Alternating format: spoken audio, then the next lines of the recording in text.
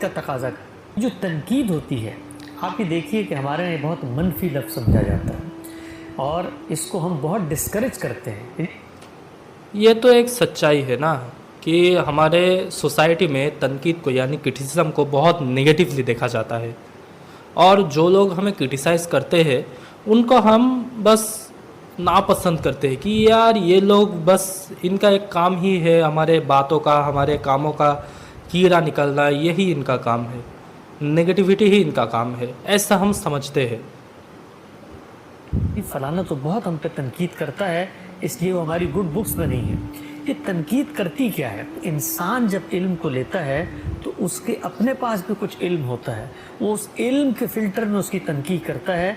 तो कुछ ऐसे पहलू जो बयान करने वाले के पेश नज़र उस वक्त नहीं होते, वो उन पर सवाल उठा देता है। वो उन पर कि जब हम जब किसी का बात सुनते हैं, कोई अगर एक स्पीकर है उनका बयान हम सुने, तो क्या होता है कि वो जब बयान करते हैं तो उनके पेश नज़र बहुत सी चीज़ें, बहुत सी सब्जेक्ट्स, बहुत से टॉपिक्स नहीं होते, लेकिन वो हमारे पास होते हैं। हम उनको एनालाइज करके फिर जाके उन पर कुछ सवाल खड़े करते हैं। तो इससे असल में फ़ायदा किसका होता है वो आगे हम देखते हैं। कुछ तौज़ीह मज़ीद का तकाजा करता है, वो उन पर कुछ असल बिनाए इस्तदलाल से मज़ीद तनकीद का मुतालबा करता है। तो इसका नतीजा क्या निकलता है? इसका नतीजा निकलता है कि इल्म बढ़ता है, ख़ुद जवाब देने वाले का इल्म बढ़ता है, सवाल करने वाले का इल्म बढ़ता है, चीज़ें निखर के सामने आती हैं, उनकी तौज़ीह मज़ीद होती है।